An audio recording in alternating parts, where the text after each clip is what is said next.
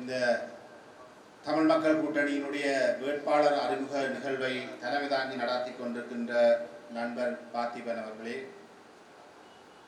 இந்த வேட்பாளர் அறிமுக நிகழ்விலே உரையாற்றி விட்டு சென்றிருக்கின்ற எங்களுடைய கட்சியினுடைய செயலாளர் நாயகம், முன்னாள் வடக்கு மாகாண சபையினுடைய முதலமைச்சர், முன்னாள் பாராளுமன்ற உறுப்பினர், நீதியரசர் சி.வி. விக்னேஸ்வரன் ஐயா அவர்களே, இங்கே வருகை தந்திருக்கக்கூடிய முன்னாள் தவிசாளர்கள் திரு நல்லூர் பிரதேச சபையினுடைய தவிசாளர் திரு பத்மநாதன் மயூரன், அதே போன்று கார்நகர் பிரதேச சபையினுடைய தவிசாளர் திரு பாலச்சந்திரன் அவர்களே, இங்கே வந்திருக்கக்கூடிய எங்களுடைய கட்சியினுடைய பொருளாளர் திரு பேராசிரியர் சிவநாதன் அவர்களே, இங்கே இருக்கக்கூடிய எங்களுடைய கட்சியினுடைய முன்னாள் உள்ளூராட்சி மன்ற உறுப்பினர்களே, இந்நாள் உள்ளூராட்சி மன்ற வேட்பாளர்களே, எங்களுடைய கட்சியினுடைய ஆதரவாளர்களே, உங்கள் எல்லோருக்கும் என்னுடைய இந்த நேர வணக்கங்களை தெரிவித்துக் கொண்டு என்னுடைய சிறு உரைக்குள் செல்லலாம் என்று நான் நினைக்கின்றேன்.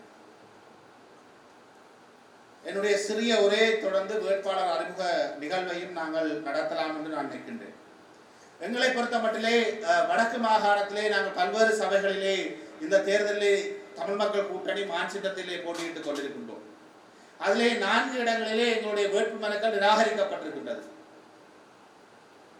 அதை தவிர நாங்கள் போட்டியிடுகின்ற அனைத்து பிரதேச சபைகளிலும் தமிழ் மக்கள் கூட்டணியினுடைய மான் சின்னத்திலே போட்டியிடுகின்ற வேட்பாளர்களாகிய நீங்கள் வெற்றி பெற்று நாளை உள்ளூராட்சி மன்றங்களினுடைய உறுப்பினர்களாக வர வேண்டும் என்று நாங்கள் உங்களை வாழ்த்திக் கொண்டு என்னுடைய உரைக்குள் நான் செல்லலாம் என்று நான் நினைக்கின்றேன்.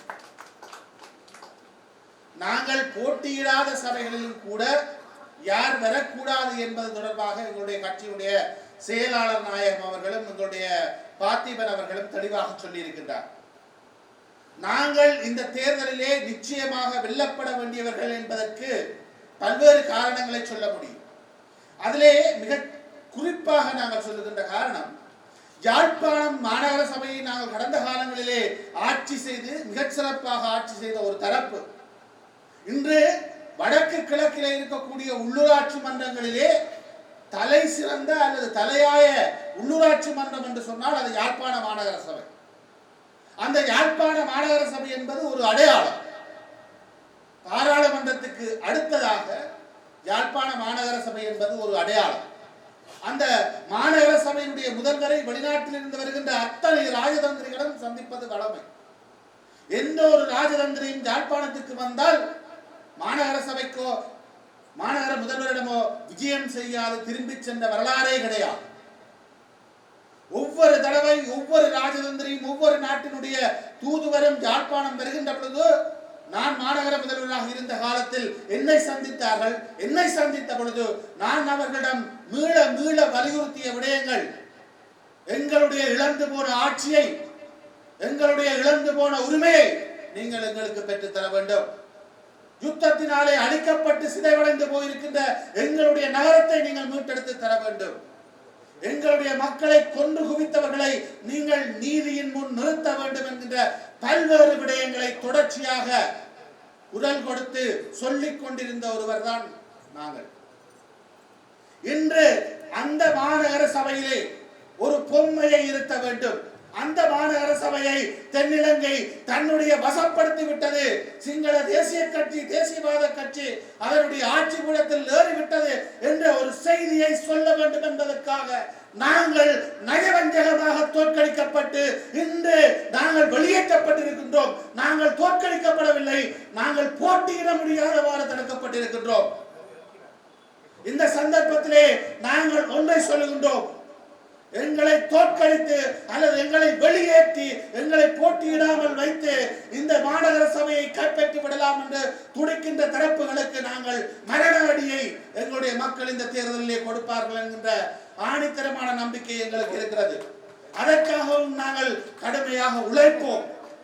மாநகர சபையிலே எங்களை வீழ்த்தி விட்டால் தமிழ் மக்கள் கூட்டணியை ஒழித்து விடலாம், எதிர்காலத்தில் அவர்களுடைய வளர்ச்சியை இல்லாமல் செய்து விடலாம் என்று பலர் கற்பனை காணுகிறார்கள்.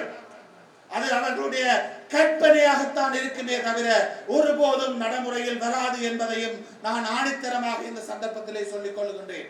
தமிழ் மக்கள் கூட்டணி தமிழ் மக்களுடைய எதிர்காலம் என்பது எல்லோருக்கும் தெரியும்.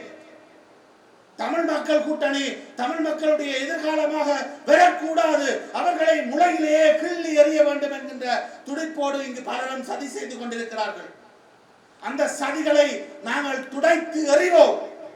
அந்த சதிகளை நாங்கள் முறியடித்து எங்களுடைய வெற்றி பாதையிலே நாங்கள் செல்வோம். நாங்கள் போட்டியிடுகின்ற அத்தனை சபைகளிலும் எங்களுடைய தாக்கத்தை நாங்கள் நிச்சயமாக ஏற்படுத்துவோம். அதற்காக நீங்கள் ஒவ்வொருவரும் அம்பிலிருந்து சீறிப்பாய்கின்ற அம்புகளாக, வில்லிலிருந்து சீறிப்பாய்கின்ற அம்புகளாக நீங்கள் ஒவ்வொருவரும் இந்த பிரச்சார களத்திலே நீங்கள் குதிக்க வேண்டும். உங்களுக்கான அனைத்து பக்க உதவிகளையும் நாங்கள் செய்து தருவதற்கு நாங்கள் காத்திரமாக தயாராக இருக்கிறோம். நாங்கள் எங்களுக்கு வழங்கப்பட்டிருக்கின்ற சொற்ப நாட்களிலே, மிக குறுகிய கால பகுதியிலே நாங்கள் வீறு நடை போட வேண்டும். நாங்கள் ஒவ்வொரு வீடு வீடாக சென்று எங்களுடைய கட்சிக்கு இழைக்கப்பட்ட அநீதியை, எங்களுடைய கட்சி கடந்த காலங்களிலே செய்த சாதனைகளை சொல்லி மக்களை எங்களை நோக்கி திருப்பி எங்களை வெற்றி நடை போட செய்ய வேண்டிய பாரிய பொறுப்பு உங்கள் ஒவ்வொருவருக்கும் இருக்கிறது. அன்புக்குரியவர்களே, நாங்கள் ஓய்ந்து விட போவதில்லை. நாங்கள் எத்தனை சதிகளை கண்டும் பயந்து விட போவதில்லை. எங்களுடைய வளர்ச்சியை தடுப்பதற்காக நான் பல்வேறு தடவைகள் கைது செய்யப்பட்டிருக்கிறேன். நான் பல்வேறு வழக்குகளில் என்னை அகப்பட செய்திருக்கிறார்கள். இன்று எங்களுடைய வேட்புமனுவை சதி செய்து நிராகரித்திருக்கிறார்கள். இன்று எங்களுடைய வேட்புமனுவை நிராகரித்த காரணத்திற்காக நிராகரிக்கப்பட்ட எல்லா வேட்புமனுக்களும் இப்பொழுது ஏற்றுக்கொள்ளப்பட்டிருக்கிறது. நாங்கள் மட்டும் ஏற்கப்படாதவர்களாக இருக்கின்றோம். இன்று இலங்கையிலே செலக்டிவாக நீதி வழங்கப்பட்டிருக்கிறது.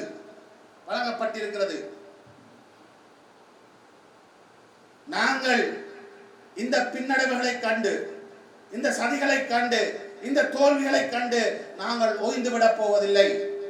மாறாக நாங்கள் அதையும் விட வேகமாக பாய்ந்து செல்கின்ற அம்புகளாகவே நாங்கள் இருக்க போகின்றோம்.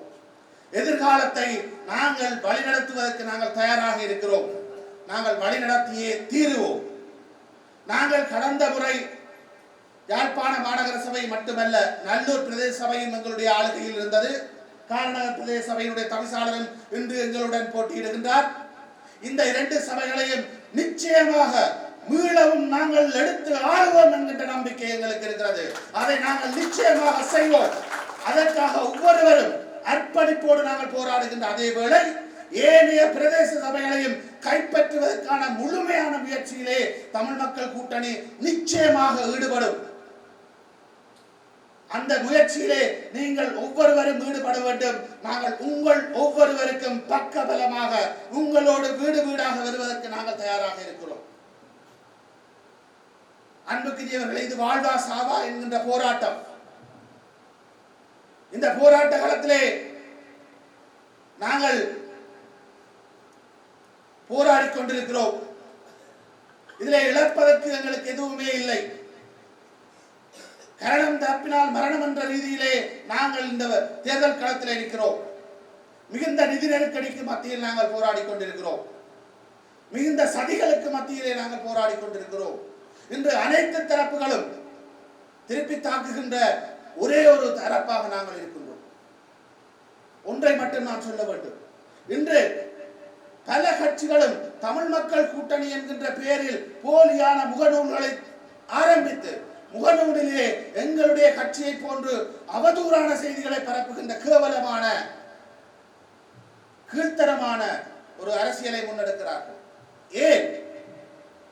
எங்கள் மீதான அச்சம். இந்த காரநகர் பிரதேச சபையிலே போட்டியிடுகின்ற எங்களுடைய வேட்பாளர்களுடைய படங்களை போட்டு வேறு வேறு சின்னங்களை போட்டு பிரசுரங்களை அடித்து விடுகிறார்கள். ஏன்? எங்களுடைய வேட்பாளர்கள் மீதான அச்சம், எங்களை தோற்கடிக்க வேண்டும் என்ற சதி, எங்களை இல்லாமல் செய்ய வேண்டும் என்ற சூழ்ச்சி. இந்த அனைத்து சூழ்ச்சிகளையும் நாங்கள் வெற்றிகரமாக தாண்டுவதில் தான் எங்களுடைய எதிர்காலம் தங்கி இருக்கிறது. எங்களுடைய எதிர்காலத்தை நாங்கள் மீட்டெடுக்க வேண்டுமாக இருந்தால், எங்களுடைய மண்ணை நாங்கள் பாதுகாக்க வேண்டுமாக இருந்தால், எங்களுடைய மண்ணை நாங்கள் வளம்படுத்த வேண்டுமாக இருந்தால், இந்த மண்ணிலே தமிழ் மக்கள் கூட்டணி ஒரு தவிர்க்கப்பட முடியாத ஒரு சக்தியாக மீளெழுச்சி பெற வேண்டியது காலத்தின் தேவை. அந்த தேவையை நீங்கள் ஒவ்வொருவரும் ஒரு வரலாற்று கடமையாக, ஒரு வரலாற்று பொறுப்பாக நீங்கள் ஆற்ற வேண்டும் என்பது என்னுடைய தயவான வேண்டுகோள். எங்களுடைய கட்சி ஆரம்பிக்கப்பட்டு வெறும் 2-3 ஆண்டுகள் தான். எங்களுடைய சின்னம் போட்டியிட்ட தேர்தல் முதலாவது தேர்தல் போன தேர்தல் மாத்திரம்தான்.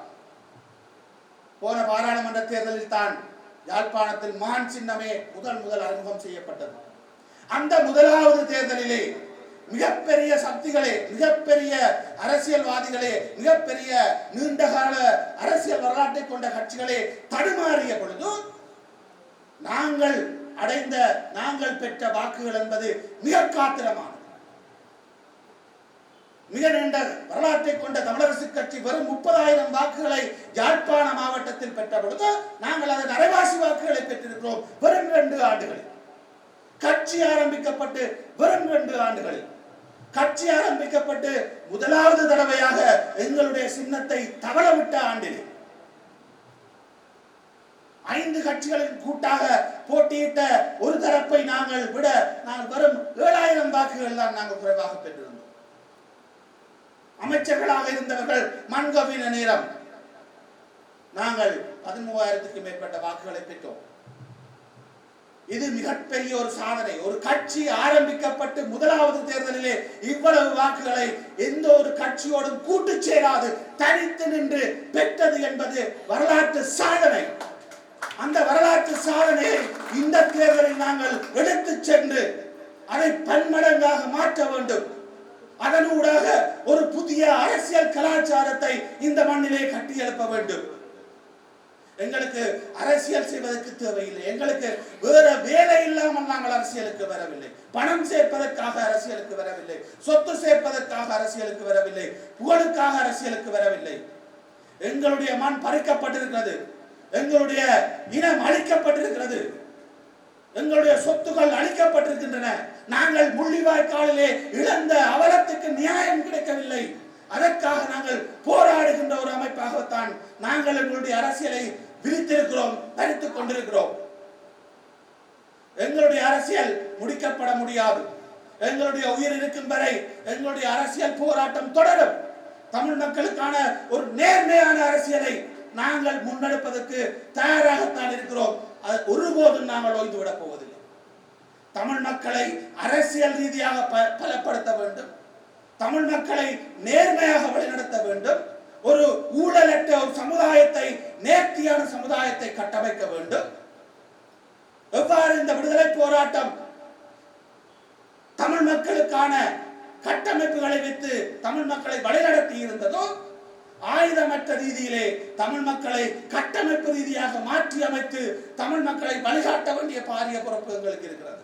அதை நாங்கள் செய்துதான் தீருவோம். அதை எவராலும் தடுக்க முடியாது. அந்த பயணத்திலே நீங்கள் ஒவ்வொருவரும் எங்களுடைய மக்களுடைய வாழ்வியலை கட்டி எழுப்புவதற்கும், எங்களுடைய இழந்து போன உரிமைகளை வென்றெடுப்பதற்கும் நீங்கள் ஒவ்வொருவரும் எங்களோடு அணிதிரளுங்கள், எங்களோடு வீறு நடை போடுங்கள். எங்களுடைய எதிர்கால அரசியலை, எங்களுடைய எதிர்கால சந்ததியை நாங்கள் வழிநடத்துகின்ற ஒரு தரப்பாக இந்த மண்ணிலே நாங்கள் தோற்றம் பெற்றிருக்கிறோம். இந்த மண்ணிலே நாங்கள் நாளை மாபெரும் சக்தியாக மாறுவோம். அந்த நம்பிக்கை எங்களுக்கு இருக்கிறது. அந்த நம்பிக்கையோடு நீங்கள் ஒவ்வொருவரும் எங்களோடு இணைந்து போராடுவதற்கு தயாராக இருங்கள் என்ற ஒரு அறைகூவலையும் ஒரு வேண்டுகோளையும் இந்த சந்தர்ப்பத்திலே நான் விடுத்துக்கொண்டு என்னுடைய சிறிய உரையை நான் முடித்துக் கொள்கின்றேன். அன்புக்கினியவர்களே, உங்களை மே மாதம் 7ஆம் தேதி தமிழ் மக்கள் கூட்டணியினுடைய வெற்றி பெற்ற பிரதேச சபை உறுப்பினர்களாக பார்ப்பதற்கு நான் ஆசைப்படுகின்றேன். அந்த வெற்றியை, அந்த வெற்றி கனியை நீங்கள் எங்களுக்கு தர வேண்டும். அந்த வெற்றியை வைத்து நாங்கள் எங்களுடைய அழிந்து போன எங்களுடைய சமுதாயத்துக்கு, இழந்து போன எங்களுடைய மக்களுக்கு சேவையாற்றுவதற்கான ஒரு பொன்னான சந்தர்ப்பமாக நாங்கள் கொள்ள வேண்டும். அனுரகுமார திசாநாயக்க அவர்கள் ஒன்றை சொல்லி இருக்கிறார். இறுதியாக அதை சொல்லிவிட்டு நான் அமர்கிறேன். தனது கட்சிக்கு வாக்களிக்காவிட்டால் இந்த பிரதேசத்தை அபிவிருத்தி செய்ய தாங்கள் நிதி ஒதுக்குவதற்கு 10 தடவை சிந்திக்க வேண்டும் என்று சொல்லி இருக்கிறார். நீ ஏனப்பா 10 தடவை சிந்திக்கிற? நீ சிந்திக்கவே வேண்டாம். இந்த நிதி எங்களுக்கு வேண்டாம். யாழ்ப்பாண மாநகர சபை 2 வருஷம், நல்லூர் பிரதேச சபை 2 வருஷம் நாங்கள் ஆட்சி செய்த பொழுது ஒரு துளி ஒரு சதம் நிதி கூட மத்திய அரசாங்கம் எங்களுக்கு தரவில்லை.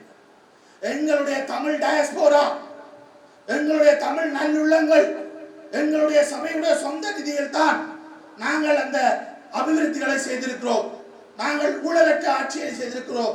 வெளிநாடுகளில் இருந்த புலம்பெயர் தமிழ் மக்களுடைய உதவியோடு நாங்கள் எங்களுடைய தேசத்தை நிர்மாணித்திருக்கிறோம். இந்த சந்தர்ப்பத்திலும் சொல்லுகிறோம், உங்களுடைய நிதி எங்களுக்கு தேவை கிடையாது. உங்களுடைய அச்சுறுத்தல்களை எங்கள் மீது நீங்கள் காட்டாதீர்கள். உங்களுடைய நிதி எதையும் பெறாமல் தான் ஐயா 30 ஆண்டுகளாக இந்த மண்ணிலே நாங்கள் ஒரு தனி அரசை, நிழல் அரசை தமிழ் மக்கள் நடத்தினார்கள் என்பதை உங்களுக்கு நாங்கள் நினைவூட்டிக் கொள்ள விரும்புகிறோம். அதை நீங்கள் மறந்து விடாதீர்கள். உங்களுடைய காசில் அல்ல இங்கு தமிழ் மக்கள் ஆயுத போராட்டம் நடத்தியதும் சரி, உங்களுடைய காசில் அல்ல இங்கு தமிழ் மக்கள் ஒரு நிழல் அரசை நடத்தியதும் சரி. உங்களுடைய இந்த புருடா அரசியலை, இந்த ஏமாற்று அரசியலை, இந்த பம்மாத்து அரசியலை, இந்த அச்சுறுத்தும் அரசியலை நீங்கள் கொண்டே குப்பைக்குள் போடுங்கள். எங்களுடைய புலம்பெயர் தமிழ் மக்களுடைய நிதியிலே, எங்களுடைய சொந்த நிதியிலே எங்களுடைய தேசங்களை நாங்கள் அபிவிருத்தி செய்வதற்கு நாங்கள் தயாராக இருக்கிறோம். எங்களுடைய தேசத்தை நாங்களே கட்டியெழுப்ப தயாராக இருக்கிறோம். இந்த அச்சுறுத்தல்கள் எங்களுக்கு, இந்த பரப்பு எங்களிடம் வேகாது என்கின்ற செய்தியையும் நாம் சொல்லிக்கொண்டு, அடுத்ததாக எங்களுடைய வேட்பாளர் அறிமுக நிகழ்விலே நாங்கள் சங்கமிக்கலாம் என்று நான் நினைக்கின்றேன். இங்கே கூடியிருக்கக்கூடிய வேட்பாளர்கள் உங்களை ஒரு தடவை இந்த சபைக்கு அறிமுகம் செய்து வையுங்கள். நீங்கள் உங்களுடைய பெயர், நீங்கள் எந்த வட்டாரத்திலே, எந்த பிரதேச சபையிலே போட்டியிடுகின்றீர்கள், உங்களுடைய தன்னம்பிக்கையினுடைய அளவு, வெல்லுவீர்கள் என்கின்ற நம்பிக்கையையும் இந்த சபையிலே நீங்கள் சொல்லி ஏனையவர்களுக்கும் தன்னம்பிக்கை ஊட்டுவதாக அது அமைய வேண்டும். அதே போன்று நல்லூர் பிரதேச சபையிலே போட்டியிருக்கின்ற வேட்பாளர்கள் வலிகாமம் வடக்கிலும் உங்களுக்கு தெரிந்தவர்களுக்கு சொல்ல முடியும், சாவகச்சேரியிலும் உங்களுக்கு தெரிந்தவர்களுக்கு சொல்ல முடியும். அதனூடாக நாங்கள் எல்லோரும் கூட்டாக ஒரு மாபெரும் வெற்றியை இந்த மண்ணிலே வருவதற்கான முயற்சியை செய்ய வேண்டும். அதற்காக உங்கள் ஒவ்வொருவரையும் ஒரு சிறிய அறிமுகத்தை வழங்குமாறு கேட்டு சபையிடம் விடைபெறுகிறேன். நன்றி.